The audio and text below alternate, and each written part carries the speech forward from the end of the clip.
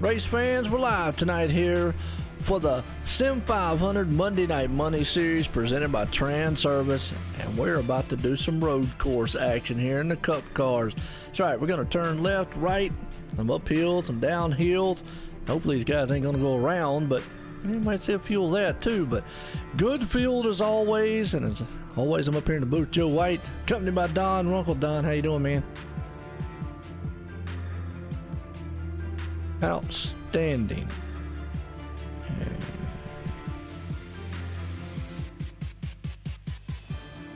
Yeah, we're good. Well, making sure I get your sound.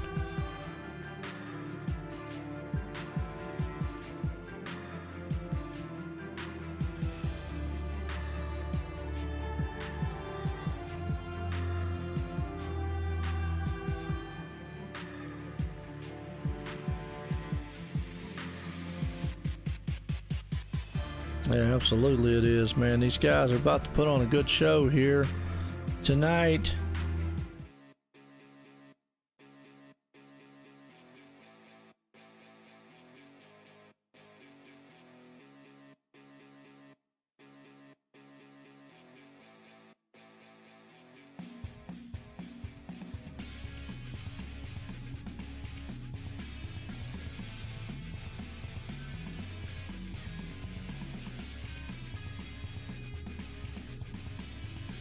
Oh yeah, no doubt about it.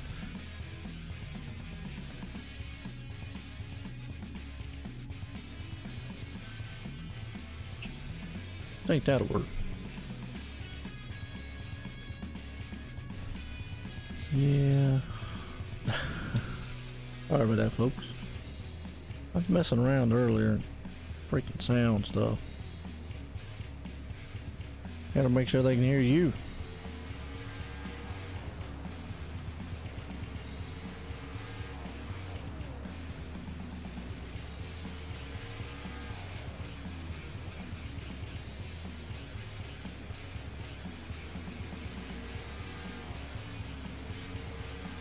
Yeah, so we should be good. We got about 10 minutes left, so I can at least let them watch the race. Trying to figure out why I don't have your mic running. Everybody hears me. I gotta figure out where you're at. Folks, see, he's incognito right now, folks. That's all. Yeah, it's working on TeamSpeak. Gotta work in OBS over here.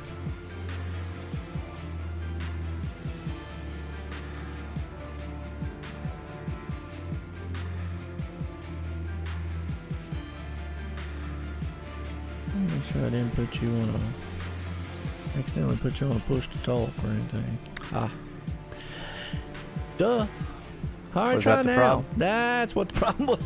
There we go. I'm here. Really, I am. Yeah, my bad, folks. Yeah, Don Runkle's up here in the booth with me. I was messing with some things earlier. I guess I shouldn't have been messing. Leave dang well up alone.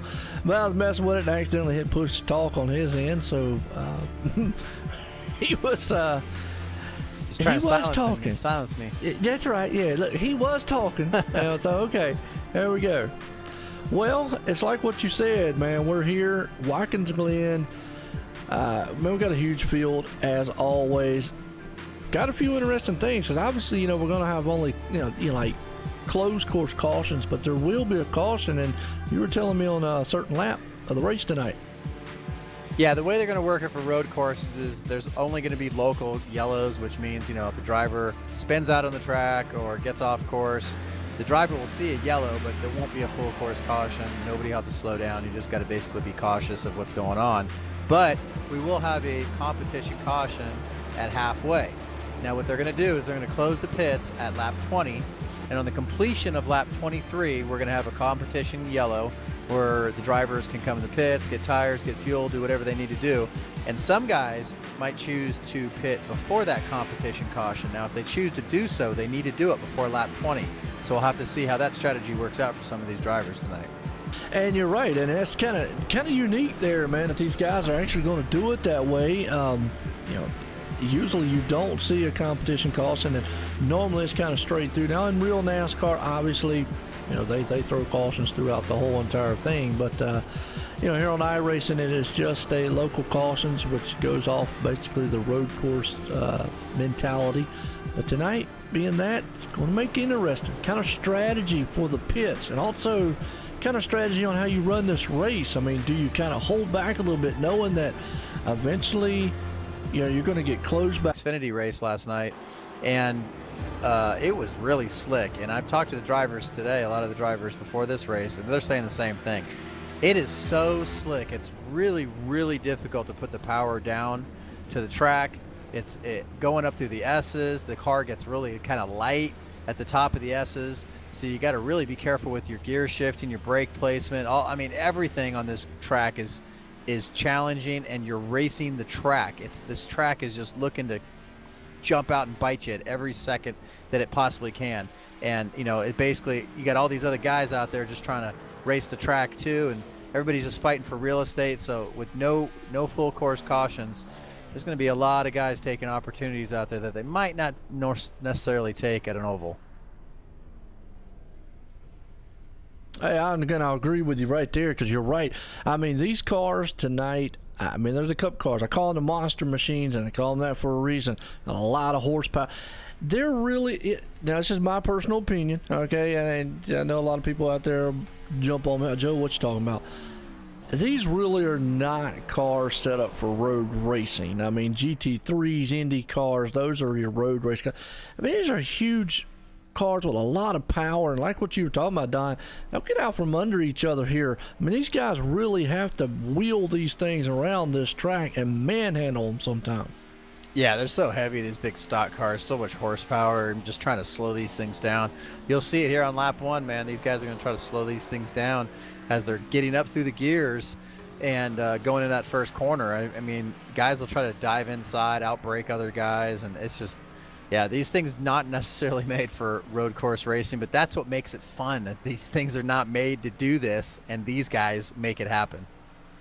And some of them make it look very easy, because I'm like you. I've been behind the wheel of some of these, and even the trucks, man, on here. It's just, like you said, as much as I enjoy road racing, I went out on the GTE, one of the new Ferraris out here. Man, I was flying around the road course. Loved it, man. That thing was almost like glued to the track and whatnot. But then I got into the truck, and I went, man, this thing plows like a dump truck. Wow. Yeah, it doesn't want to turn. It's slick, and when you finally do get it to turn, sometimes it turns more than you want it to.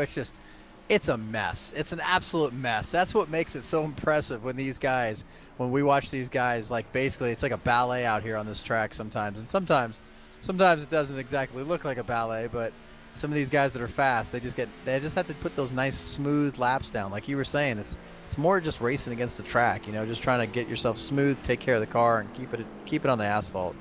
We're probably going to hopefully see maybe a first-time winner here, because we have what they call road course ringers. Guys love coming out here, driving the road courses. All its qualifying looks like it's coming to an end here as Mitch Rollo puts it on the top as of right now. But you've got just difference of drivers out here. Some guys love it, some just here for the points, and they're like, we want to get out of here. But it's Watkins Glen. This place is a famed track. There's 2 configurations to it. Obviously, they run what they call the Cup configuration here, but then they have what they call the bootleg, or the boot, so to speak, and that's what a lot of the GTE and the GT3s and all those IMSA type guys run. But the Cup guys, which was kind of cool. There wasn't a rumor at one time. They were talking about actually opening up the boot section for the Cup drivers. Yeah, that'd be pretty neat. I think if they did that, it'd be unique. Throw a little, monkey wrench into the works there for some of these guys or whatever. But yeah, it is a very unique track. I mean, it's really fast in certain parts, and it's not necessarily as technical as maybe a place like Mid Ohio or Sonoma, because it doesn't have quite as many turns. But Watkins Glen is challenging in all its own, just because it's so fast and slick. You touched on it right there. Sonoma probably for a cup car drivers more of a technical style track. You got a lot of elevations there, a lot of turns that are really quick. Here you can get speed up, so speed definitely is but getting that speed slowed down, so brakes will become an issue as the race goes on. Brake fade will be another thing that we don't talk much about unless we're at like a Martinsville, maybe a Bristol or something, or not Northwest, but New Hampshire. Tracks like that definitely is where you get into the brake fade. But man, I tell you what, right now we're about to grid these guys up here and get set to go racing at the road course here, Watkins Glen. Mitch Rollo puts it on pole with Justin Fuller sitting right beside of him. Third place starter Chad Cole. Nick Silver is going to start in the fourth place. Fifth place starter Thomas George. Jonathan Cadell, boy, had a good run last week too. He got messed up a little bit, but he's starting sixth tonight. Seventh place man Malik Ray. We know he is a bad, fast character. And then Trey Edson, and one of the newcomers here. He's had a heck of a season since he came, starting in eighth. Ninth place man Nelson Rivera. He's looking good there. And Sean Castro starting in around the top 10. As we look through it, there is no words to express the amount of talent sitting out here on this field tonight and about to tackle Watkins Glen. What about 10 turns here tonight, isn't it? Watkins Glen, I believe it's 7, the way they count it. 7 or 8. 7? I think so. Oh, 8. iRacing's labeling as 8. Oh. Well, I thought the last one was turned 10. That's what I've always heard somebody say the big long sweeper was turned 10. But hey, if it's 8, it's 8. Yeah, I'm noticing some of the guys that, normally really fast. I mean, even guys that are like our points leader, Nick Cohan, he chose not to qualify. He's starting back in 29th. Greg Evans, he's starting at 27th.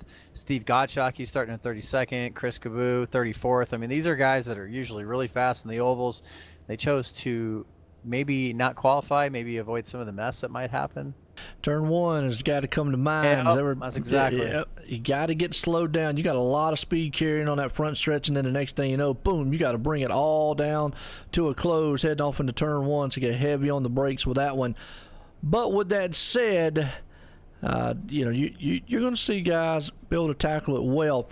The one thing about road racing that I was talking about here is when we talk about other tracks and we talk about gap and we talk about distance out front, the guys are out, he's got a good lead out front. He's got about 2 seconds.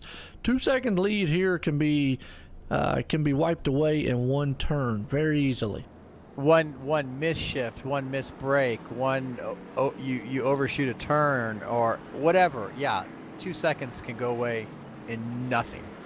Yep, absolutely, and that is one of the joys and things I really like about road course racing, because you always got to hit your marks, because no matter how big of a lead you think you might have, it wouldn't take but 1 or 2 turns before that could just get wiped away. And I know a lot of people might go, oh boy, he's got a huge one out there. Man, not necessarily. Like I say, one mistake out here, especially coming up the hill, and we'll get a chance. I like to do things here at road racing here, Don, and I know it's maybe one of our first ones, me and you together here, because I think me and Harrison was with Sonoma. Were we with Sonoma? Me and you, Sonoma? Yes, we were. Okay. It's in my memory sometimes, man, I can't recall. But anyways, what I kind of like to do is maybe ride with one guy. Eventually, we'll wait till about a couple laps in and let somebody ride around and just explain and show them what these guys go like through this track. A lot different than what we did at Sonoma, like you just mentioned. Sonoma a little bit more technical. It's got a little more elevations to it, a lot of different turns and twists. You're doing a lot of upshift, downshift.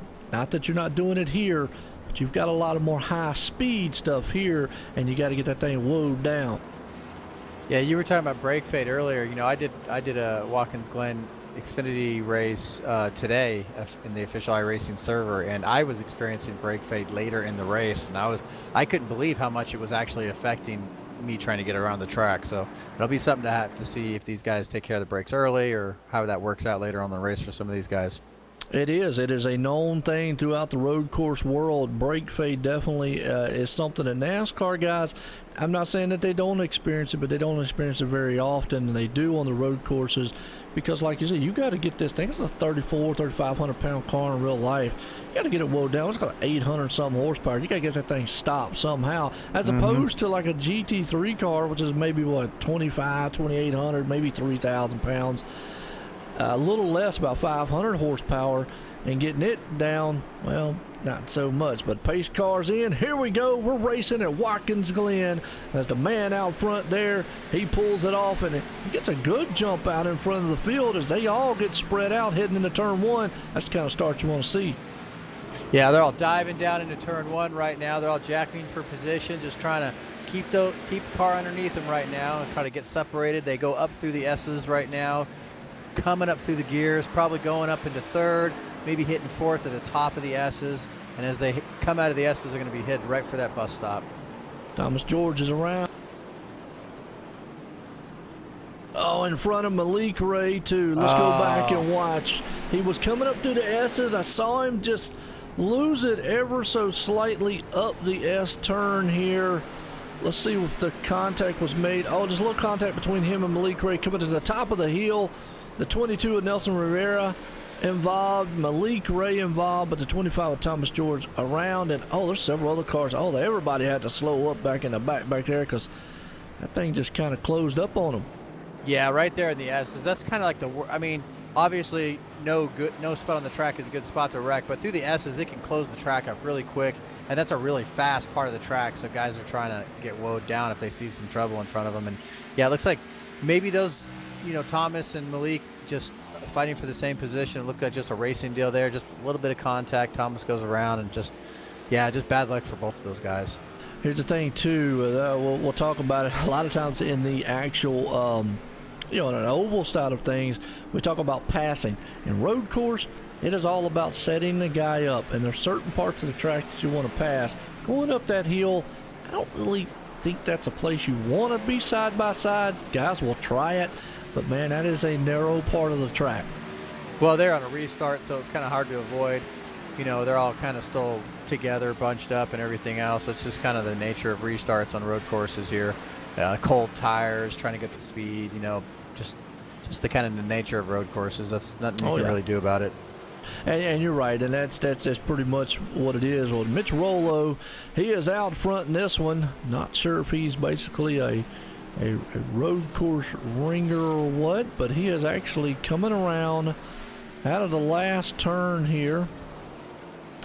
And I'm actually going to, as he's going to cross the line, I'm going to ride with him and take folks on a lap around here as he heads off into turn one. He's going to head on down into gears. He's going to take that right-hander and be very careful there, because you get back on the throttle too soon with that thing and it'll step out from under you. But here's where he's got to modulate that throttle. Up the hill, he takes a little slight right, a little slight left, kind of an S-style turn, elevated here into another right. He's going to get back into the gears and back down on the power. As you can see him muscling that steering wheel, but he's going to head off into the famed bus stop. He'll back it all the way down, usually all the way back down to third, probably third in this car, second maybe something else, but he comes through there, taps the throttle just a little bit in the middle of it to keep that thing steady as he heads off into the carousel style turn. That's a huge right-hander, kind of goes all the way around. He waits till it gets straight, then he gets back on the power. That's one of the keys in terms of road racing. You gotta let that thing almost get straight before you want to get back on the throttle. Back down out of the gears and on the brakes here. Lets it kind of coast and glide to the left-hander. Want to come up on the rumble strips. He comes around the last turn. I'll let it glide again into that last turn to complete this lap. And folks, I tell you, that's an awesome lap around Watkins Glen. He looks smooth, but you can definitely tell his hands are full with that steering wheel inside that car. Yeah, when you look on the outside of those cars and you're like, you don't realize how much action is actually going on inside the cockpit of that car. All the gear shift changes, all the wheel movements. You don't realize how much these guys are really fighting that car until you see that wheel moving as much as it is when these guys are going through these corners. And I want to make a correction. Sonoma's 10 turns. My bad. I got them confused. There you go. That my bad. And I'm thinking about that last turn 10 right hand kind of sweeper style turn. Mm-hmm. That's what I was thinking about. My bad. I just happened to just pop my mind there. Well, Jonathan Caddell's running pretty good. You know what? I'm gonna shut up, because last week I got happy and he was up front. And after the race, folks, I jumped into his stream. I was, hey, what's up? I watched him do a couple of officials, and he was in there. Joe, you had to jinx me. You were in there just like, John Cadell's up front, and then next thing you know, he gets wrecked. So this week, you know what? I'm gonna just shut up. And I'll talk Cadell, about you talk about if he wrecks, it's on you. He's running up front, folks, and I'm gonna leave it at that. Yeah, he had a good qualifying run. Started 6th. He's currently still in 6th. He's coming through turn 8 right there, going down that long straightaway on the start-finish line. He's trying to get by Trey, and right now he's just running his race. Guys, they're just trying to save their tires right now, and they're just trying to get to that. They know their caution is coming out at halfway, so they just bide their time till then, kind of get an idea what their car's going to do for this first run. And you mentioned that right there, the caution's coming out. You see Trey's got a little damage. He must have gotten that nose damage on that incident up front there, because it was with the front runners. Right now, they look kind of even. Maybe he might be a tad bit faster, but that's another thing about road racing, being very patient. Does he just sit there and ride? Because it doesn't look like anybody's catching him. Doesn't look like they're really losing a lot. Do you ride, or do you push the envelope and try to get around him? Well, see, that's another thing. You got to, like you were talking about before, road course, you got to set up the pass. There's only certain places that's really opportune places to pass here. Places that are kind of safe to do it. Usually it's in a braking zone. Turn 1 is a very popular place where a lot of guys try to outbrake another competitor pass because they don't want to do it up through the S's. So, Jonathan, if he's clearly faster, Trey might just move over and be like, hey, have the spot, it's early. So it might, he might make it easy for him. So, but John also doesn't want to burn up his tires too much. He might just be comfortable, hanging back with him for a little bit and just racing, doing their own thing. Yeah, right now they look kind of even. I must say the space in between them kind of there, but that's misleading a lot in road racing because one guy could be faster and he's just kind of just holding back a little bit like we were talking about. But behind them, you got E.J. O'Rourke, Jose Gonzalez, Chad Coleman. They're all three machines right there, kind of nose to tail. Looks like it's best word to use, follow the leader, so to speak. And that's just the patient part we were talking about. I think these guys understand the big picture here. Too early to get up there, man, and burn those tires up because tires will become an issue later on in the run. Oh, yeah, tires definitely get burned up here. You wouldn't think they would, but, you're under braking, and some guys might actually brake a little bit too hard or go through a corner too hard or anything, and abuse those tires. They don't mean to, but, it happens. And these top 10, I think they're just more worried about, maybe the only passing opportunities they're more worried about is maybe if the guy in front of them makes a mistake. I don't think they're really worried about pushing the envelope too much. Oh, as you look right there, I was looking at Chad Coleman. Who was that got loose in front of him? Was that E.J. O'Rourke? Jose Gonzalez, maybe? Let's go maybe back Jose? on replay. Yeah, somebody got loose right there on that last. It was turn 7 that he got a little loose in front of him. Yeah, folks, and again, there is no full course caution. Yeah, it looks like Jose Gonzalez. That was Jose. Yes, it was. Yep. Yeah. He saved it too. That thing could almost hit the. Yeah, he got went lucky. Down in there. Yeah, lucky on that one. So just lost to go a couple spots right there, but no big deal. He's back in the 10th place. But folks, like I say, the one thing about the deals here with the road courses here, and I know Don will help me out the best he can, is action all over the track. There is no full course cautions, local cautions. Now we will, like Don spoke of before, there will be a halfway style caution being thrown. Was it lap 23? You said. What they're going to do is they're going to close the pits on lap 20, and at the completion of lap 23, they're going to throw the caution. Yes, sir. Okay, good deal. There we go. Going to be a good one. So basically, these drivers in this first segment, they have 19 laps to decide when they're going to pit, if they want to pit before that caution. So the strategy here is, you would assume that the top 10, because they're going to stay out because they want to get those halfway bonus points, are going to stay out and pit at that halfway caution. And then anybody that's outside the top 10, they might decide to pit a lap or two early, maybe gain some track position if they stay out under the caution laps. We'll have to see how that works out for for some of these guys. It's just some different strategies that can come into play here tonight. Well, the good thing about it is, I'll tell you what, Brian Boris Cook was just riding along with him right there, watching him, and man, he is manhandling that machine coming out of turns. The good thing about the road courses is we can go through kind of showcase some other cars and lots of other drivers throughout the field here. Everybody's kind of spread out, kind of running their own race, that's typical road racing. You get out here, you kind of run your own race. I was always a firm person of race the track, really, on road racing, more so than you race the driver. Now, I'm not saying you don't race the drivers, but I'm going to say 70%, 75% of it is racing the track. Oh, definitely. You know, and I'm kind of keeping my eye on right now in the 93 of Travis McQuistion. He started 21st, and he's right now running 14th. He's at a pretty good, he's kind of made some good progress up through the field. He's having a nice, good run.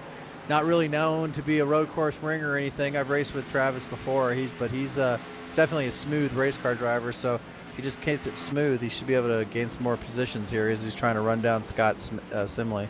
Yeah, holding his own. Like I say, he's right there in front of Brian Borso, who was looking at, and right behind Scott Simley, like you're saying. So doing an outstanding job sitting in the 14th place spot there.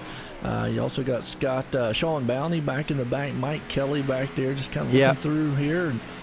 And we've actually only got 2 cars out. Tommy Ryan and Josh Parker out of this one now. Michael Prister, he's really tore up 5 laps down. So you still got, I'm going to say there's 37 machines out here, but 36 of them on the same lap, and that'd be Brian Wortman. And man, I tell you what, I talked about him last week. Good guy, man. Like old Brian there's got a great story out there of how he's in NASCAR and whatnot. Got a little damage. It was a big mess up there in that first part of the race. I don't know if that's where he got it at again. Things happen so quick here, sometimes we won't catch everything. Well, yeah, that's the thing. You're talking about Brian Wortman here. Yeah, he helps out Morgan Shepherd team there in NASCAR. And, yeah, he's a really good guy, good racer, good clean driver. He's the thing a bit, like you were saying before, the thing about it is these guys can get damaged, and we might not be able to catch it because there's no cautions for some of the things that might happen on the track. So we're trying to keep, go through the field, trying to get as much action as we possibly can, try to figure out what's going on. I mean, I know I'm running through the field trying to see, close racing going on by guys and trying to find some, whatever the action is going on. But there might be off-course things that happen or guys bumping into the walls that we might not catch right away, but we'll try to get whatever we can for you in any replays, guys. Oh yeah, no doubt. Watching Steve Goschalk back at 29th, normally we see him up front just not having the night he wants. Looks kind of clean out there, but just maybe taking his time. Just hasn't really moved up to what he would like to. I know Jason Barham, he's got the I hope I said that right, Barham, is that right? Yeah, that's right. Okay, cool. He's not in the, I'm not showing him in the kick-ass beef jerky machine this week. He's in something else. I'm trying to see right now.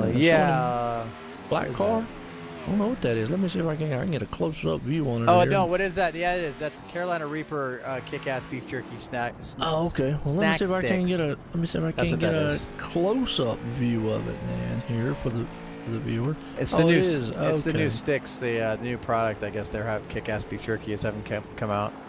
There we go. There's my side shot. Okay, there we are. All right, yeah. Well, I'm so used to seeing him in the red style car with the beef jerky one, but yeah, there's the new snack, Carolina Reaper snack one. Now it's kind of a cool paint job. I like that. Yeah, that's really nice. I like that one. That's a really cool paint scheme he's got there. All right, kind of threw me off there for a minute, but yeah, he's got a good sponsor there, and that is awesome to see, man. All these guys, but he's back in 31st right now, just hanging out as our leader. He's up front, Mitch Rollo. He's showing the Boomtown Street guys. Boy, I tell you, they came out the beginning of the season. Sean Bounty won the Daytona Duels coming out, and the Boomtown guys, one of the new teams here at Sim 500, came out of the gate very hot. Kind of maybe towards on in the season, had some issues. This could actually turn them around here as Mitch Rollo's looking really good. Obviously, Justin Fuller there, but we still got a long way to go. We're on that lap 11 of 46.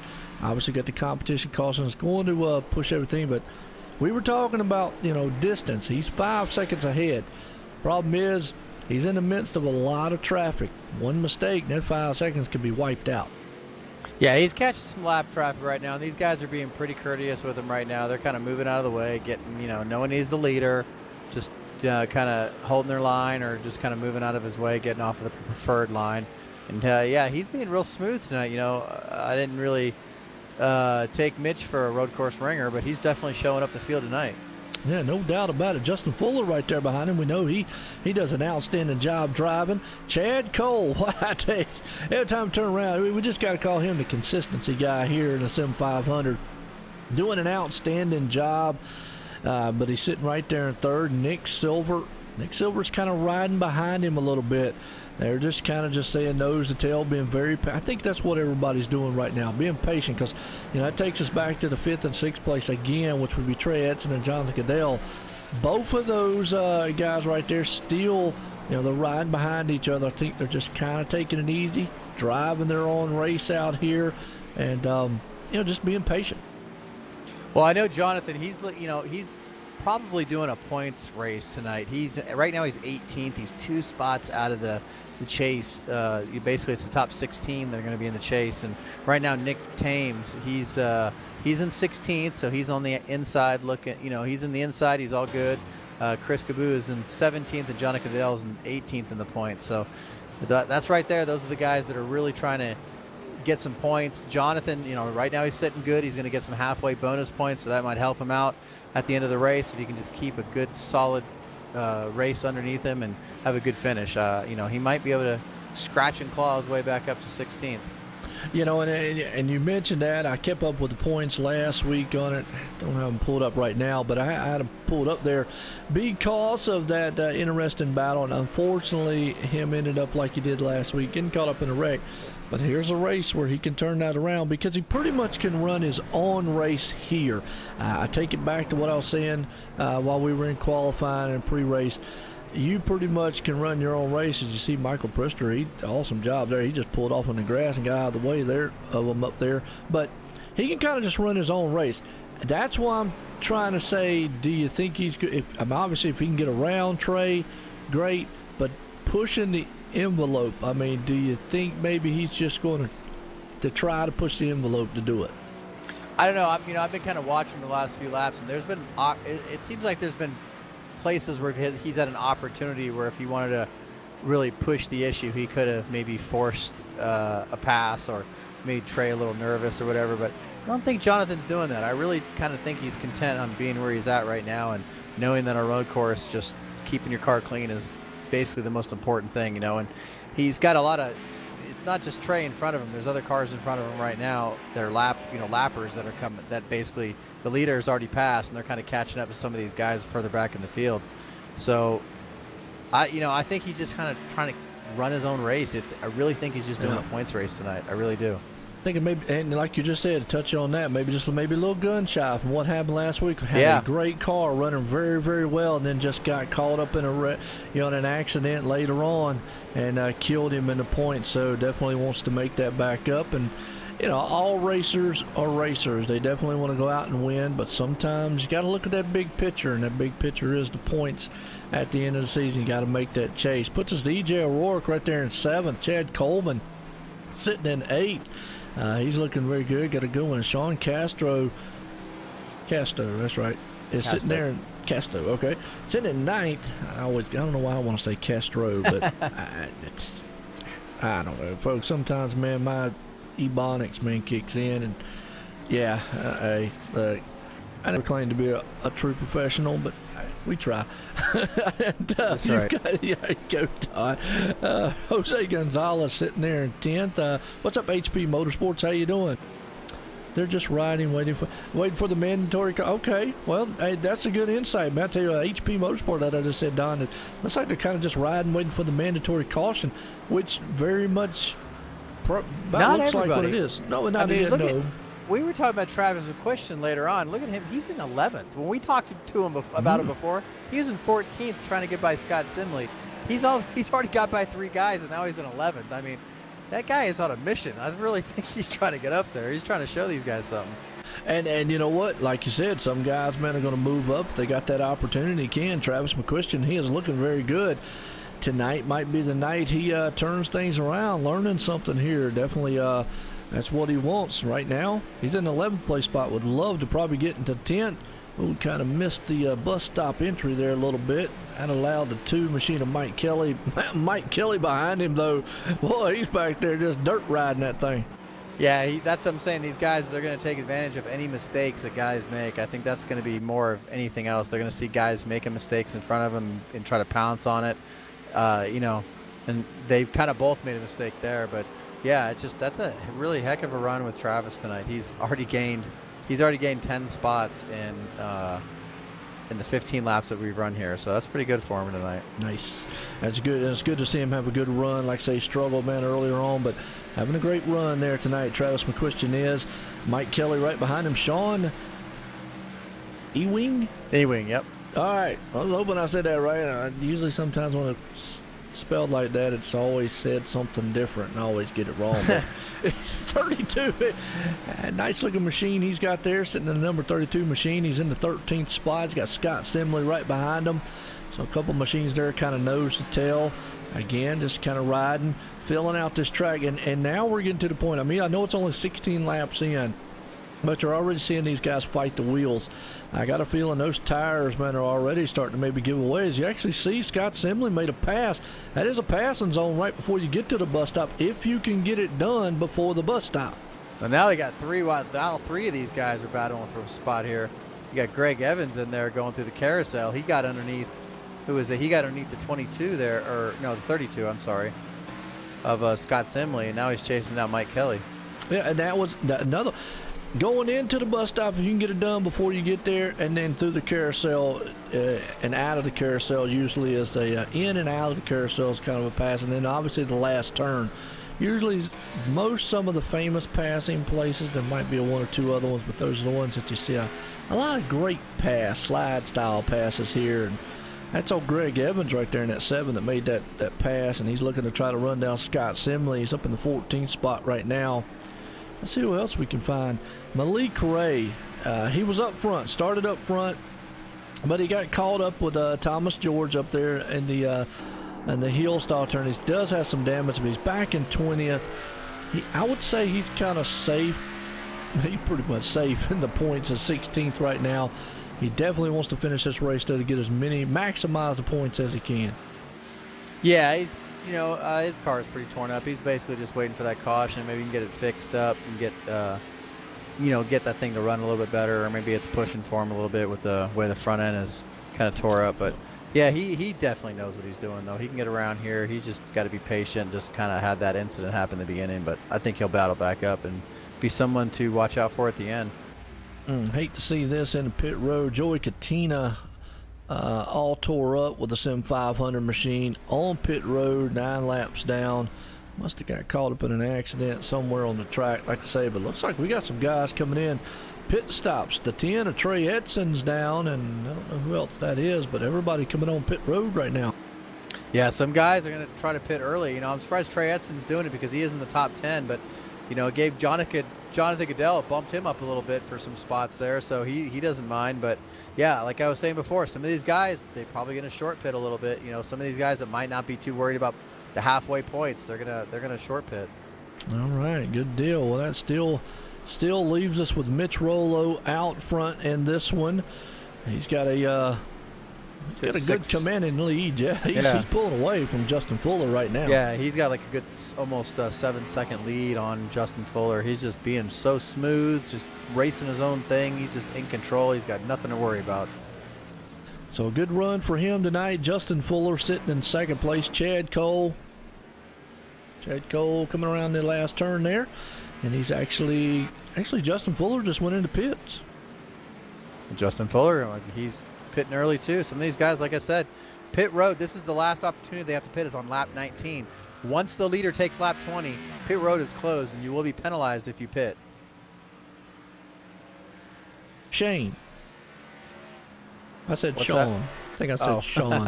HP Motorsports, he said it's pronounced, I think it's Shane. Is it Shane? Which one are you talking about? The E-Wing? Is it Shane or Sean? I don't know. I got to look at his name. Either way, he's got a Hippie's paint job car out there, so that's cool. Hippie does some awesome paint jobs. Shane. Yeah. Shane? Okay. Yeah.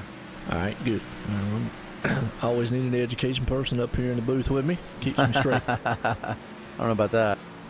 But yeah. Come on, man. with those guys pitting, Jonathan Goodell, he was in 6th before, now he's in 4th, so he's definitely loving those extra bonus points he's going to get if he decides. Well, he's staying out because if he would have pitted, he would have already done it by now. Yeah. The other car, there he is. I was about to say I didn't see him out there, but Doug Roth, talk about the Hippie's paint job. Hippie's paint shop, excuse me. You get it right. I always love seeing the Doug Roth because he comes out with that STP style paint jobs, and Yeah, I like it's just that a one. nice looking paint jobs that he does. Another one tonight. Another nice one tonight. So that is cool right there to see. Appreciate it, HP man out there. As you're right, everybody's kind of moving up. Chad Cole now up to second, puts Jonathan Goodell at the third. Mitch Rollo still out front. Let's see how long he actually can go on this run here. He's probably Maybe, going to stay out until the caution comes out. That's I would right. assume, because It's closed, ain't it? Yeah, it's closed now. They cannot pit. Pits are closed right now, so the caution will be thrown on lap 23 at the completion Man, of ask lap you a question. 23. What would have been the benefit of pitting early then? Because you can stay out while everybody else pits, and you might be able to gain some track position. Okay, all right. And maybe get some fast laps around here right now, because you're probably not going to go a lap down, making a pit stop here. You're not going to go a lap down, so. Yeah, since you're, like I say, you're a driver, you know a lot of this stuff. By the time they take that pit at 23, at 24, they could go the rest of the way. But the guys who early pitted can't. Well, it'll probably be close. They can probably save some fuel under caution, because they're going to be, they have to get all lined back up and everything. Last night it didn't seem to be an issue. I don't think fuel will be an issue. It might be close. Some of these guys might have to clutch it a little bit. I think, if I remember right, last night, Thomas George, my teammate, he pitted early last night in the Xfinity race, and I think fuel was maybe an issue for him, but he saved just a little bit and had no problem making it. So I think these guys will be okay. Okay, good deal. Wow, that's the explanation But that I might wanted be to something know. to look for. That might be something to look for later on. I mean, you never know. Okay, well that's what I was wanting to say is obviously I see what the front runners are doing now. Saying because we're looking at lap 23, they're going to throw the competition caution. They're all going to pit probably around lap 24. That's going to put them to about 22 laps to go. By the time we go back green, less than 20. They definitely can make it all the way, but the other guys who pitted around 16, 17, well, they're going to have to go an astronomical way. The caution laps will definitely help them. Be something interesting maybe to maybe get a driver, think about during this caution, maybe think of a driver that we might could talk to, maybe one of them. I was actually thinking about maybe we can talk to Jonathan Goodell because he's having a good run tonight, but I don't know if he'll want to talk to you. Well, but he's having a good run. I want to talk to somebody that's pitted early. He's not pitting early. Oh, who pitted early? Let's see. Who was the driver? Well, we probably still could talk to Jonathan as long as he's called. I don't know if I don't think he wants to talk to you though, because you're going to jinx him. I know, run, man. so. That's what I'm saying. We might want to just leave him alone and let him run this leave him over. alone. I'm trying to think of a driver that pitted early. I do know that Justin Fuller. Yeah, let's talk to him under yellow. All right, let's see. Because I kind of when we get under yellow, I want to kind of get what he's thinking, what's in his mind for pitting early there. Well, and if he's worried about fuel. He's in here. And you're right. That to me too. I'm curious about, is he okay with the fuel? Obviously, he probably won't tell us. Maybe you don't want to give that information out because there's other drivers that actually listen. Still ask him.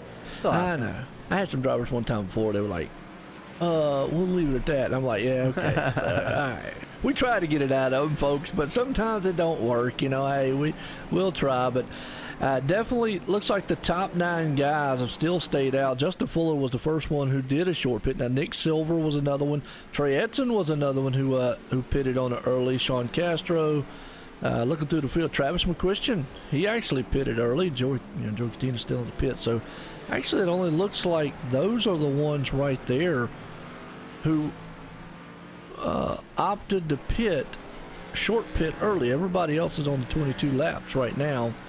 I'm just showing Justin Fuller, Nick Silver, Trey Edson, Sean Castro, Travis McCuistion, and that's it. Those are the only ones. Yeah, and Justin Fuller, we'll have to see how many spots he's going to be able to gain here when they go under yellow here for the competition caution, which is going to come up here, and it should be coming up here any minute now on lap 23, the completion of lap 23. He's in, he kept in top 10, so he actually it kind of helped him out. He didn't lose too many spots. Yeah, no doubt. Well, Mitch Rollo's still in control of it. No, actually, Justin is still sitting in 10th, so he's not too far back. He's about 48 seconds. It takes about a minute or so. I was thinking to get around Thomas here. George, too. He got in that incident earlier with Malik Ray, and he's in 8th. He's having a heck of a run back up through the field there. Yeah, not too much damage on it. I mean, he does have some on the left side of the car. Obviously, that's where he spun and got hit at. But, you know, there is some damage here. Can affect the car depending on what it is. But you are on and off of the gas so much, you're not, I don't want to say draft or aerodynamics don't play a part. It's kind of unique on a road course, though. Yeah, I mean, you obviously don't want to tear your car up too much, but I don't think the aerodynamics of, getting your car beat up just a little bit here, like how Thomas George's car is, I don't think it's going to affect him too much. Obviously, it doesn't seem to have affected him too much since he's back up into 8th. But, yeah, obviously you want to try to take care of your car. You don't want to hit the front end too much because you don't. Sometimes you can have a hit in the front end and it can just make you lose power. So, and the caution's going out for the competition caution right there. So the caution is flown here, folks, and that's a competition one, by the way. Nobody tore up anything, or hopefully nobody did during the lap before there. But it's going to be a competition one here, so everybody can come down. Now, maybe they'll take another lap around. Everybody will come in the pit road here. Most of the field will. There are some drivers, though, that won't. And that's actually saying what we were talking about. Now, I say that the drivers won't. But then again, would Justin Fuller go back on pit road again? To top off? Possibly. I mean, I would think he might be able to possibly go to top off just to make sure he has enough fuel. It would be a short enough pit stop that, he would still have a quicker pit stop than these guys that have to take 4 tires. But I don't know. We'll have to see what happens, and then we'll talk to him after he gets out of the pits, and we'll see what he's thinking. Yeah, got him up here in the waiting room part. Wait till he gets around the track here. Maybe let him get caught up with the pace lap, or pace car, excuse me, with the rest of the field. Right now he's currently in 10th. He was one of the first drivers, along with Sean, to come down on pit road to Shane. early pit. Shane. Well, no, Sean Castro. I thought you were talking about Shane Ewing. Yeah, now Shane, he's back there behind him. My bad. Yeah, we got caught on that one earlier. But those two came down. So Justin was one of them who came early, running around about lap 16, 17, give or take. He came in. He's been out there for 6 laps. But we are under our competition caution here for the night. We're going to get a talk in with him here. And we're going to bet, but I tell you what, we are under caution, so I guess he is slow enough now that we're going to bring him up here. And you want to talk to him? I was going to say he might be, I don't know if he's going to come down pit road, because I think they're just now going to be able to come down pit road, so. Yeah, let's. Just in case he does. That's what I was wanting to see, whether or not he's going to come on pit road first. I think we need to just wait for him to go by the pit road entrance to see if he pits or not. So I think these guys are going to pit here. I've done that before, man. I tell you, I pulled a guy and he messed up his whole pit stop. Yeah, they just now got all bunched back up together, so I think these guys will be making their pit stops here. The leaders should be coming in. Some of the guys that stayed out, we'll see what they do. The problem with him, Mike, going into the pits like he is he's got a little bit of right side damage. That thing might want to try to do optionals, but it doesn't look like he's going to make a pit stop. He's going to stay out. Yep, okay. He's staying out. No, a few other guys in front of him staying out too. Well, you wanna get talking with him? Yeah, let's talk to him. All right, bring him up here. Want to go next time by? Justin Fuller, we're up here live in the booth. Noticed that you did an early pit stop there. What's your strategy? Just got to do something to get ahead of Mitch. I'm not positive, but I have a feeling that the Fords are on a different setup. They're just, all the Fords are getting through the S's and killing everybody on the straightaways. So got to try and get ahead of him, I guess, and try and beat him that way. Maybe get him back in the field a little bit. Looks like he's only going to be about 5th or so. So I don't know. We'll see what happens. Real quick, he's in a Chevy, by the way. He said anyway. Fords. Mitch is in a Chevy or a Ford. Mitch roll up. Anyway, is fuel a question here? Do you have enough fuel to make it to the end? Do you have to worry about that at all? Nah, we're all good on fuel all the way to the end here. Okay, well, good luck with that strategy tonight, man. Yeah, we just wanted to see, make sure you had enough fuel to make it and see what kind of different guys on different strategies kind of get talking to you and see what you were thinking with that. Good luck tonight, and we'll see. Hopefully it works out for you. Yes, thank you very much. Enjoy the race. Sorry about that, Justin, man. You are right. He was in a Ford. I guess I'm watching a different broadcast, man. All right, good luck, Justin. Thank you. All right, see if I can't get him back down there. He is. I got myself. Okay. All right, well, there you go. Good deal. All right. I You like got that. it. Yeah, he got it. Well, Fuel's not an that's issue. interesting. That is interesting that he says.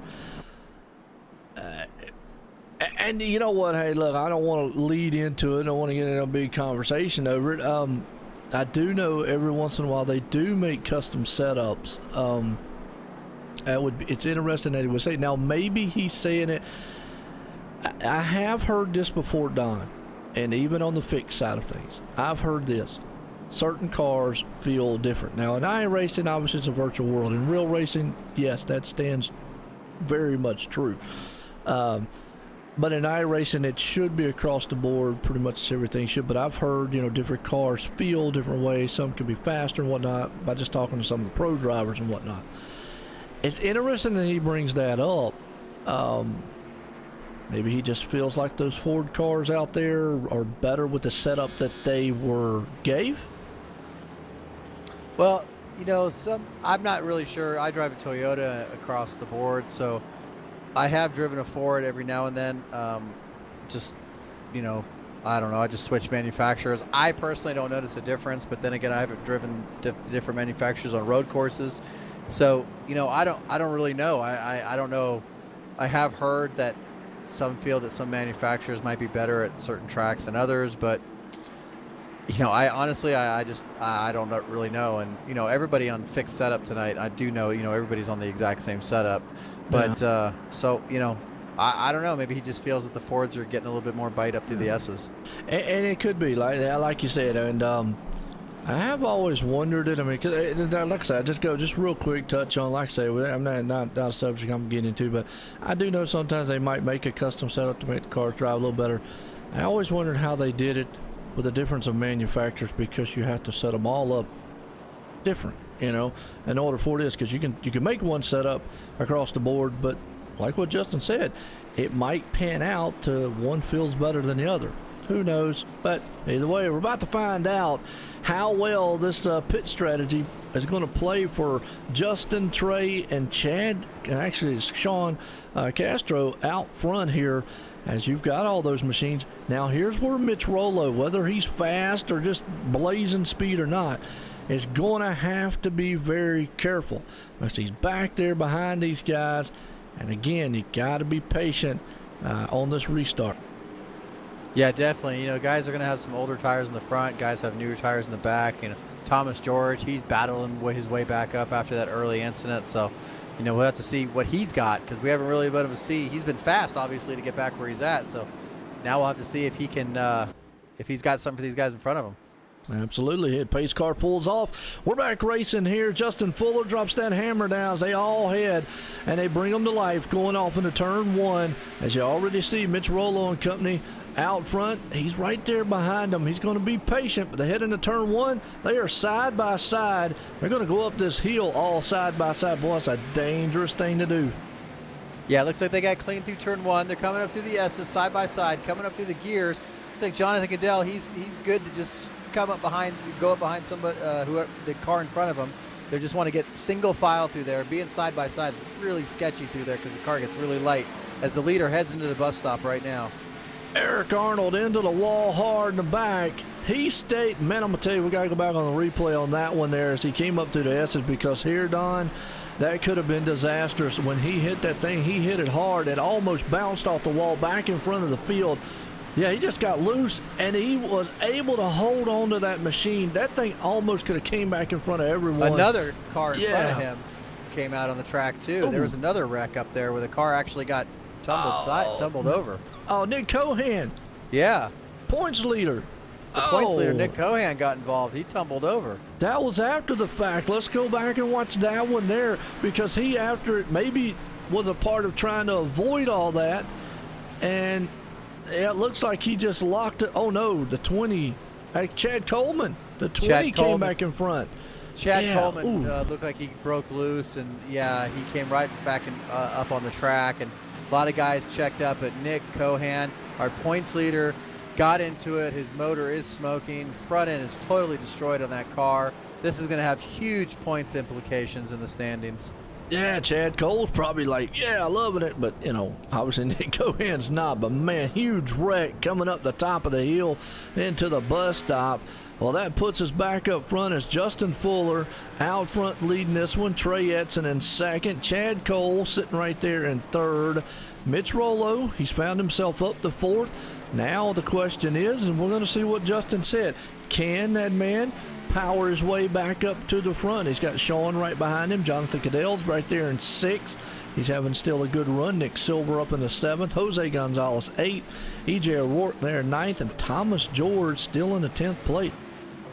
Yeah, Thomas George battled back up to the top 10. He's really having a heck of a run tonight. Also, we were talking earlier about Jonathan Caddell. He got third place bonus points at that halfway, so that's going to have great points implications for him as far as trying to get back up in the top 16. Absolutely. As Justin Fuller right now, he's looking good out front in that machine if he can hold it down. But we'll look at Chad Cole. Chad Cole is right on the back end of Trey. And Mitch Rollo, I think he's just biding his time. He understands there's 16 laps to go, but he is slowly but surely gaining on those front runners. Yeah, some of these guys up front, like we were talking about, Justin and Trey, they're on a little bit older tires, so we'll have to see how that works out for them later on in the run. But Chad Cole got a great run going through the carousel there on Trey. I got a feeling, and I'm not going to take nothing away from Trey and Justin up front, but I think, man, the race right now is Chad and Mitch's. They're on a lot better tires and on a lot better, obviously, looking cars right now because they're not as tore up. Their fenders are still on it. But again, you can catch, but in road racing, you got to set them up and you got to make that pass. Well, see, Chad's not only got to try to set up the pass on Trey, but he's got to worry about Mitch Rollo behind him. So, yeah, but I do think you're right. I think those third and fourth place cars, I honestly think that's kind of the fight for the win, because I think Trey and Justin are not going to be able to hold them off with those older tires. As you can see, Chad's all over Trey going up through the S's. And I think that's just because they got better tires and all, but they just got to be very, very patient. You see Mitch right there.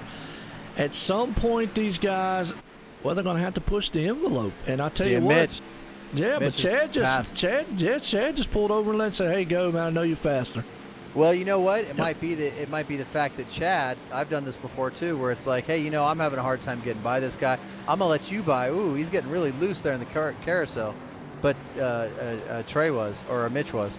But Mitch was fighting that thing. Yeah, he was fighting it. But sometimes I'm like, hey, you know what? You're faster than me. Maybe you can get by that guy. Maybe we can both get by him. And let that guy work him for you, kind of thing. And you know what? Now that he knows Nick Cohan's having trouble, that might have been a points move right there. Exactly. He knows. He doesn't have to worry about it too much. Nick Cohan's car's tore up. He's pretty much out of the race now. Points leader. Chad can just kind of make sure he gets a good solid finish tonight, and he also knows that Mitch is pretty fast, so he knows that I can just let Mitch go in front of me and kind of lead the way. Absolutely. Mitch right there as we're trying to work over Trey.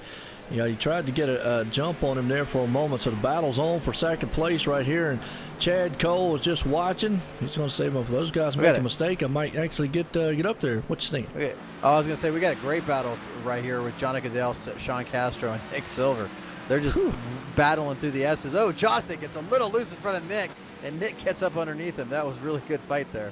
And at some point, like I say, Jonathan's going to have to think about the two. Okay, do I want to get up here and muscle it out with these guys who really don't have a lot to lose? I'm not saying Nick and them don't, but, Jonathan right now is trying to get in that top 16 in points. He wants to protect it, and the top 10 definitely would get him back up there if I'm not mistaken. So he wants to protect where he's at. I mean, definitely wants to race hard. As a racer mentality, you definitely want every position you can get. So good battle going on there. Good battle still going on up front here as Mitch Rollo's working over old Trey. He looks to the inside. Like I said, out of the last turn, this is a passing turn. Yeah, right there, you can really put the power down. If you can get a good bite out of turn 8 there, you can get a, you can get a good pass, good run going into turn 1 here. He's going to try to outbrake him into turn 1, but I don't think he's going to be able to make it happen. Nope, just wasn't quite close enough, and that thing almost stepped out from under him.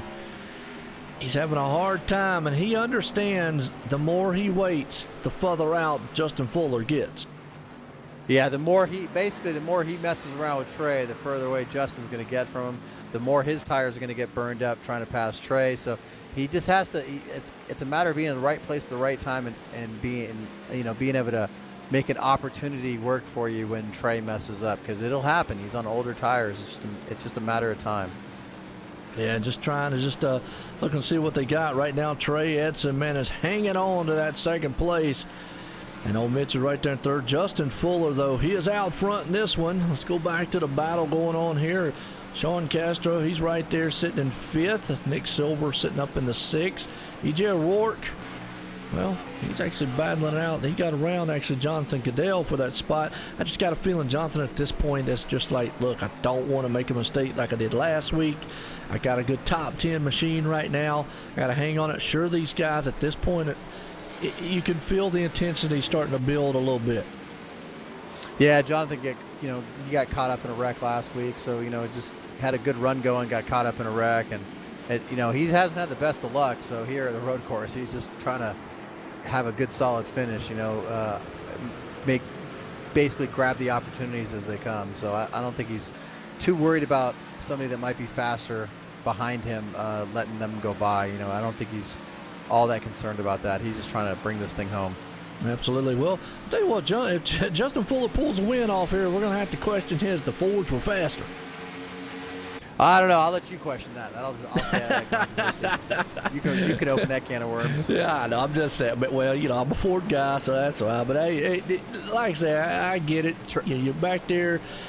A lot of times, though, here on the road racing side of things, it is track position.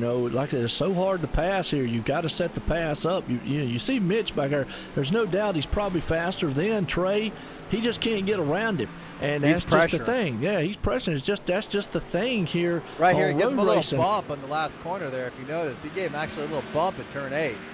He's letting him know, I'm here. You're holding me up. I'm trying to get to Justin. You better get out of my way.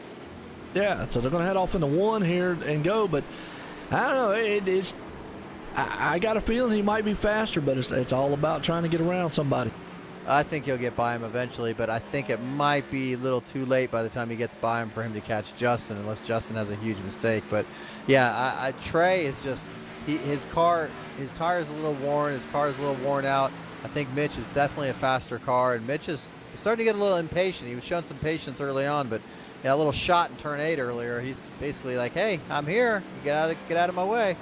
Yeah, well, and that's the thing. And actually, they are closing in on Justin Fuller. So if he can maybe make it around Trey, he might not have. I know there at one point, actually, Justin was moving around. So he looks to the inside. Is he going to get it? I don't know. He's looking. It looked like Trey tried to close the door there, and Mitch was like, "Nope, I'm sorry, I'm coming through." He outbrakes him and gets ahead of him just right there. Good passing opportunity, good braking opportunity for him. He just outbrakes him on the outside. Yeah, Mitch doesn't fight it too hard, and he gets by him. Now Trey doesn't fight him too hard. Yeah, now your question is, can he get by that leader up front? I got a feeling he could probably get near him. But getting around him, it's going to be Justin's going to make that rear end wide as he possibly can. Chad Cole still sitting in the 4th place spot. As you got to look, you got Sean and Nick, EJ, Jonathan, Thomas Jordan there, Mike Kelly all around the top 10. And they're all kind of nose to tail here. Yeah, they're all nose to tail, just kind of, like I said, waiting for opportunities to pass. We got 10 laps to go. Curious to see if Mitch is going to be able to track down Justin here. Well, he's 4/10 back, so he's right there, and he looks like he's a lot better, faster than him. The problem, the thing is here is by the time he gets to him, not that much difference in tires, a little bit. And oh boy, he hit the bump there, knocked the car off just a little bit. But he's coming around the big carousel there, the right turn. He probably could catch him. Passing him is going to be another question. Yeah, he'll just have to try to set him up and just try to find the passing opportunities he can. I think he's definitely going to catch him, but like you said, passing him could be a whole another issue. It is, because Justin's not going to make it easy. He doesn't have to just move out the way, and well, we'll see. But they almost had him there. I tell you, a mistake is what I think it's going to take on Justin's part. The more that Mitch gets up to his back bumper, you start window driving, or mirror driving, they say. Yeah, you start looking in your rearview mirror. You might actually miss a braking zone because you're not looking out the front mirror. You're too worried about the guy behind you. So yeah, you're trying to protect that position. Just being in that driver's line that's behind you can sometimes mess up the pass that he's trying to set up on you. So Justin's trying to think of that. Road courses, it's all about getting the speed coming off those corners to be able to set up the pass for the next corner. Yeah, well, Nick Timms ran it right off turn one right there, and let Greg Evans go on around him. So he got it back up on the track.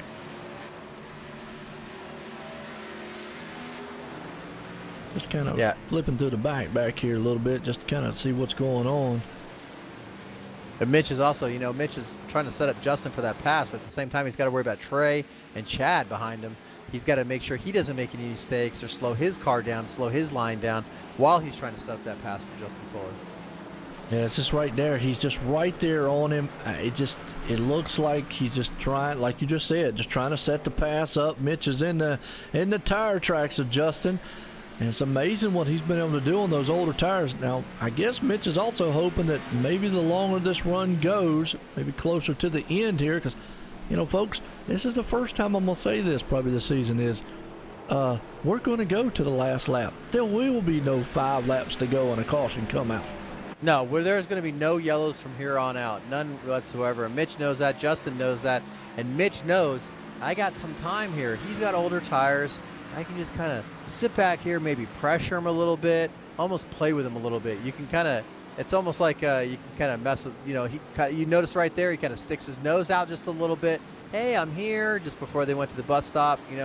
That's how he's going to make that pass later on. He's going to stick his nose out and try to make that pass. So Justin knows it. He's coming up on lap traffic here too. So this is, I don't know. I think it's just a matter of time before Mitch gets by him. I really do. And the reason he did a move like that, just for the viewers out there, is be like, well, why in the world would he do that? He was about a car or 2 lengths behind. He's doing it so that he'll look in that rearview mirror and get off of his point going into the turn and make a mistake in those turns so that he can. And you just saw right there, Justin Fuller came out of the turn. That rear end starting to step out. Mitch knows it. He's on the back tailgate. If he can maybe just get him offset a little bit, he'll get shooting around him and take the lead. He's going to try to outbrake him down here into 1. You can see him look to the inside, and he's like, nope, I'm okay right now.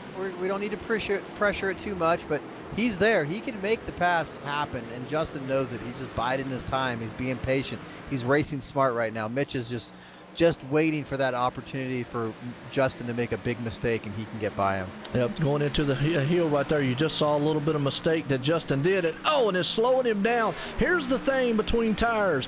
Going through the turns, Justin Fuller cannot get that car slowed down just like Mitch Rollo can, especially in the bump stop. And going into it right now, you can see it. You're starting to see Justin Fuller's car. The tires are playing an effect. He is manhandling that thing going through the turns, and Mitch knows it. He's like a shark in water.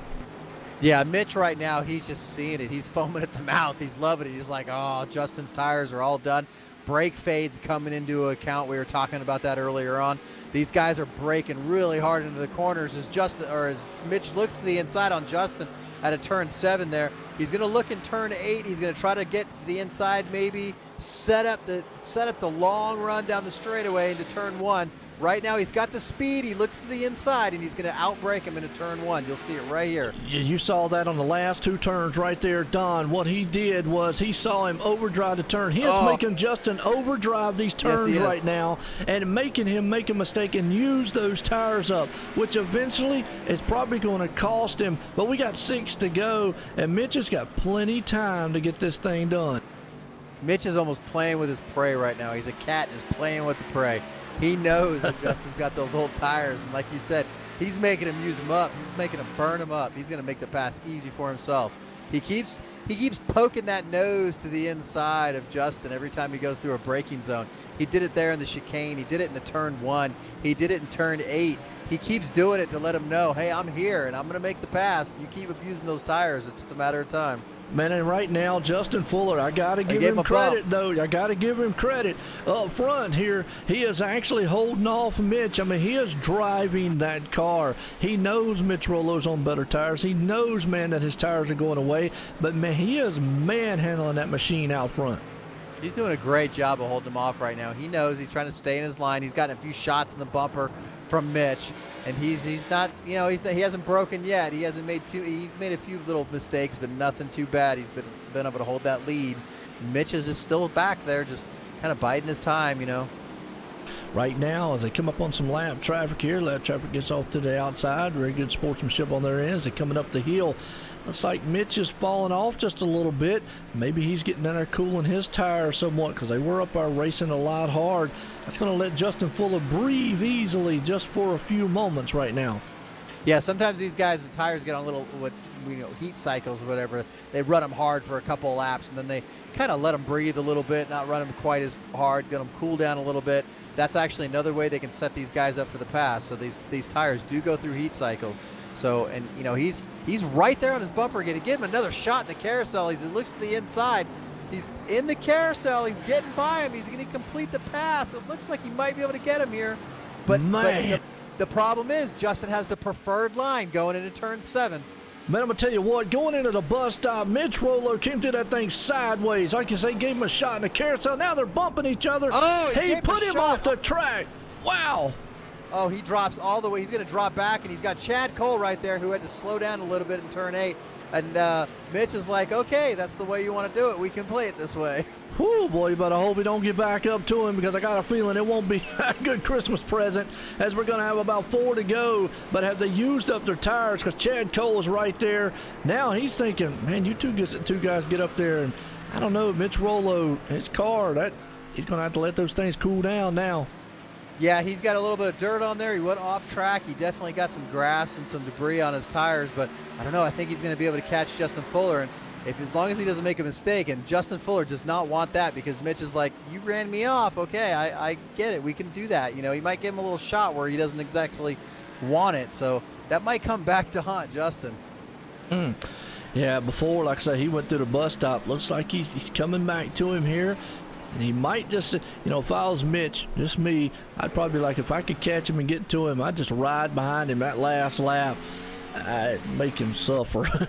But that would just be me as a driver. Up here at the booth, we're loving the action between Justin Fuller, Mitch, Chad, and all them guys. Well, right now, Mitch is not even thinking that. Mitch is driving mad right now. He's like, oh, he ran me off the track. He's just trying to gather himself again, compose himself, because he was mad for that whole lap. I guarantee it. As a driver, I know you get a little shot like that where you get a chance to win, especially when you have given that guy a couple little shots where you could have turned him and you didn't. So, that's the mentality of a driver right there. And you're right. Justin Fuller bobbled coming out of turn 1. Not what he wants to see. Now, my next question, fuel mileage. Remember, Justin is running a lot longer than these guys, and there's no way he's been able to save anything, not with this action. And you see Mitch Rollo, he is coming back with a vengeance, so this thing's about to heat up front here. Yeah, I don't think fuel mileage is even an option. I don't think Justin gives any care about fuel mileage. He's not thinking about that. All he does is sees that Mitch Rollo gives him a shot right there in the carousel. He looks to the inside, and he's not going to cut him any breaks. He'll definitely give him another shot if that's what it takes to get the win. Well, they're side by side, door slamming each other. Yeah, they door slam coming out of the turn. And I got to give credit to Mitch because he could have dumped him going into that one turn, and he didn't. But they'll still go side by side in the same turn. Looks like Mitch is going to have it. He takes it to the lead. Boy, I tell you what a battle that was to get around. Here comes Chad Cole, but Justin Fuller's not through yet. I just don't think he's got the tires to make that work. I don't think he's got the tires to make it work, and I think Chad Cole's going to be able to get by him too. Mitch made that pass. He made it clean. He didn't, he got by him really good and clean. And Chad's looking inside right now for second place. Man, what a battle. What a brawl up front. You got to love it. Look at Chad Cole, though. Whoa, Chad Cole almost lost it coming out of turn 1 there. He's going to lose the spot to Trey Edson. But, man, he's going to gather that thing about, think about, okay, maybe that was my last shot there to maybe try to get something. Better settle down. Take his thing home, get a good points day. Justin Fuller's a madman running with that car, but he has put on a show between him and Mitch Rollo up front there. That was a good one. I got to give my hats off to Justin on the older tires to hold off and do what he did. Even if Mitch had better tires, maybe a little better car, he did an outstanding job. Like you said, made him mad just a little bit. Maybe made Mitch mad a little bit. But I will give credit where credit's due on Mitch's end. He could have went up there and just dumped him out of the way. Yeah, definitely. I mean, they were definitely door slamming. They were racing really hard. Justin didn't want to give up that spot, but man, that was some really good hard racing there. And Mitch is walking away with it now. And I don't know if Justin Fuller will be able to hold off Chad Cole or Trey, because Trey's looking at him hard right now, looking on the inside of turn 1. Absolutely, looking on the inside, going to try to outbreak him going into turn 1. Is Trey Edson going to get that second place, or is Justin's going to hold on to it? We're going to see they go side by side. They're going to go up the hill as we got 2 to go here. Here comes Chad Cole. Chad Cole's going to stick his nose into the mix. Yeah, he hasn't completed the pass yet. Justin's still holding tough there. He held tough on the outside in the S's, and man, you can see how loose those cars get, as you can see the rear ends of those things just wiggle around as they're going through the S's. And right now they're going through the chicane. They're about to go through the chicane, and we're going to see if Trey gets another shot at him. Yep, right there. You got Justin Fuller still hanging on the second. He has done an outstanding wheelman job with that thing up front. He has definitely muscled it all around this track. Now he went into the carousel a little bit high. That's going to let Trey close in just a little bit. I just got a feeling Trey's probably, I don't want to say he's content, but he's got Chad Cole all over his back bumper. Yeah, Chad's not content where he wants. He's going to try to get that spot from Trey. Trey is trying to get that spot from Justin, who's on older tires. Both those guys back there, I think, are faster than Justin. It's just a matter of placement and a matter of getting in the right spot to make the pass. And we've seen it all night long coming out of the last turn. Justin Fuller, he is still holding on to the rear end of that machine. Final lap.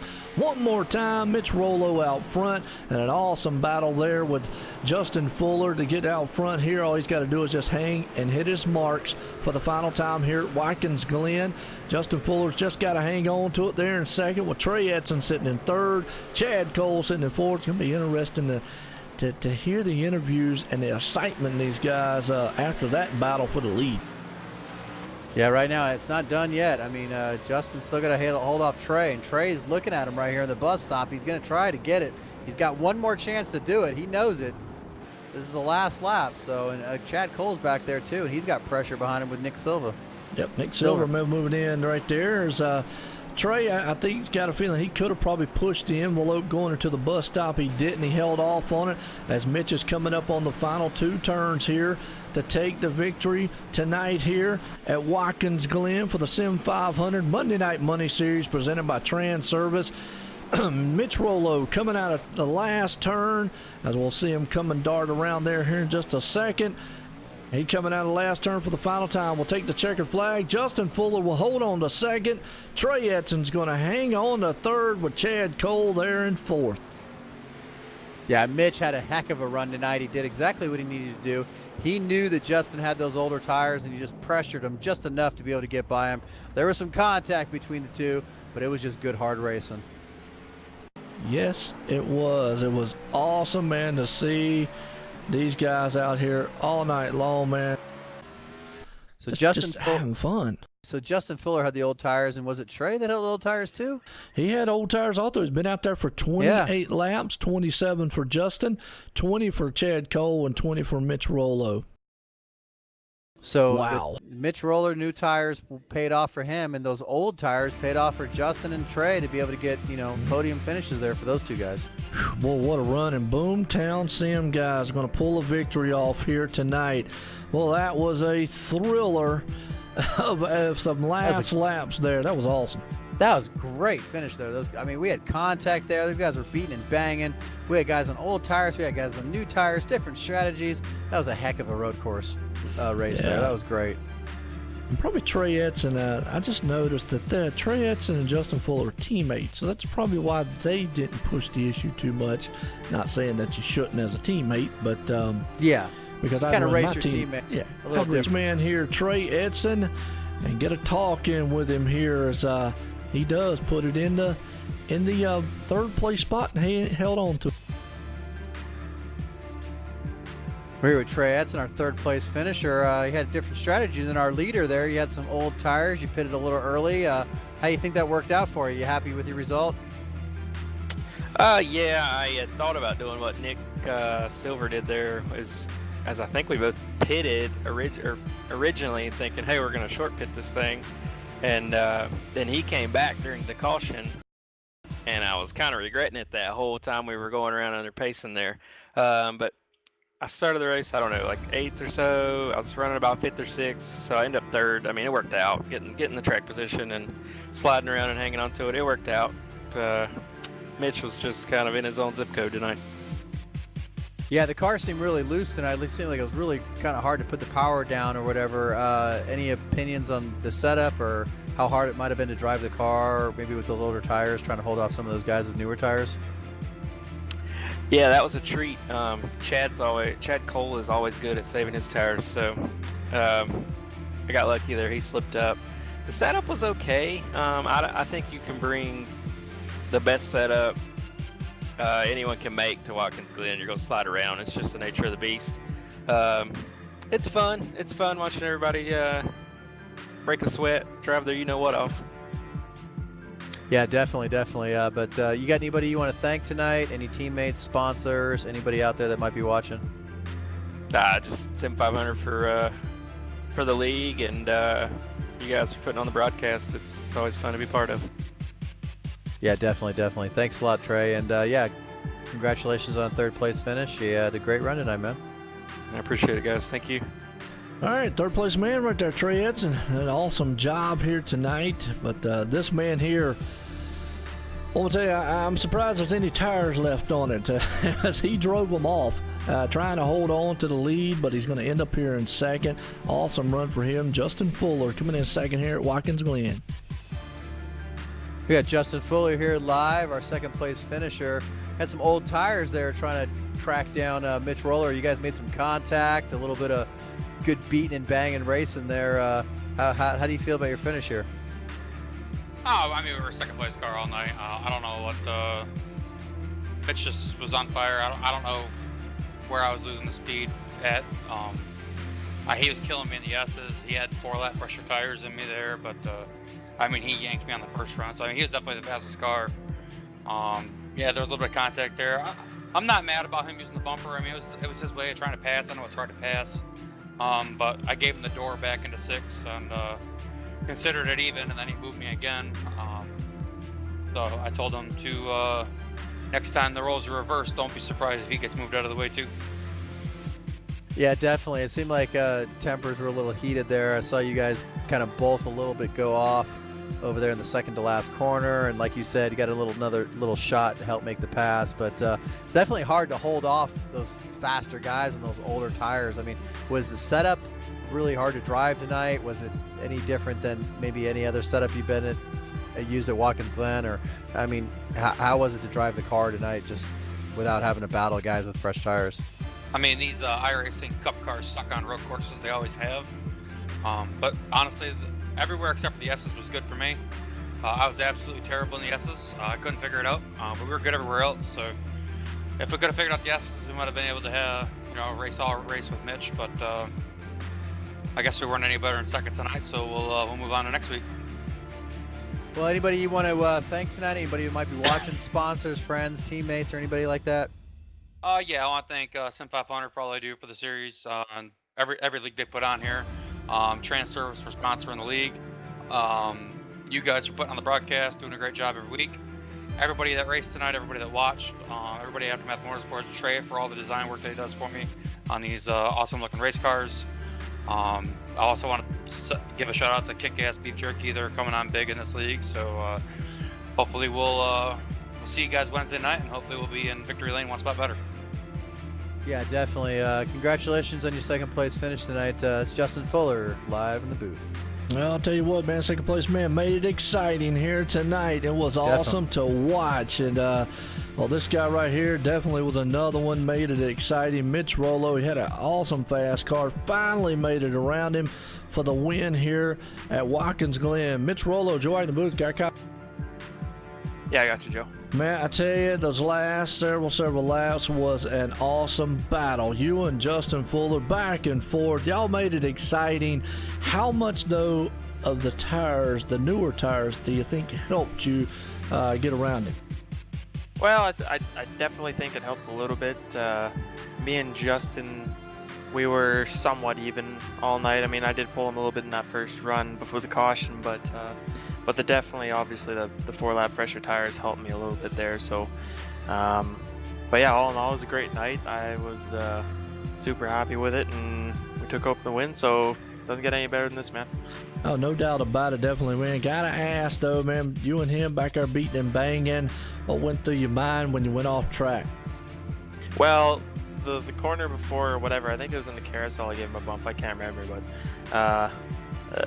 When he went down into turn 6 and just knocked me flat off the track, I thought that was a little different than a little, bump and run or attempted a bump and run. So I wasn't too happy about that. So when we went to the carousel, I gave him a little nudge off there, and it is what it is. We beat and bang. We put on a good show for the fans. That's what it's all about, man. Oh, you did. Definitely was exciting. Me and Don was loving it every bit up here. It was exciting to watch, and just didn't know who was going to prevail in that one. But you pulled it off here at Watkins Glen. How did the car feel, though? I will say, Justin, during the caution, made a comment thinking maybe the Fords were a little bit better. How do you feel that the setup and all was for your car tonight at this track? Nah, I don't think the Fords are better because I tried it with the Chev and the Ford this week, but the one issue that I think everyone was having issues with tonight was the S's, and just the rear end would get real light coming up over the hill there, over the crest, and you really had to be careful with it. But other than that, I thought it wasn't too bad. I don't know, it was a blast to drive for me. I loved it. All right, well, I'll tell you what, you pulled it off here tonight for the Sim 500 Monday Night Money Series presented by Transervice. Winner here at Watkins Glen. You got anybody you want to thank, though, Mitch? Gotta thank all my teammates at Boomtown Sim, Sean, Corbin, Anthony, Jared, 24-hour poster coming on the car this the second half of this year. Definitely awesome to have them on board. Go and check them out, 24hourposter.com. And man, you guys up in the booth, I really appreciate all you guys do for us.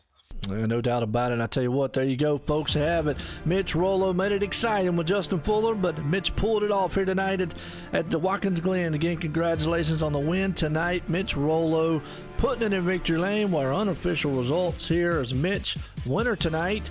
Justin Fuller there in that awesome battle ends up in second. Trey Etson third. Chad Cole up to the fourth.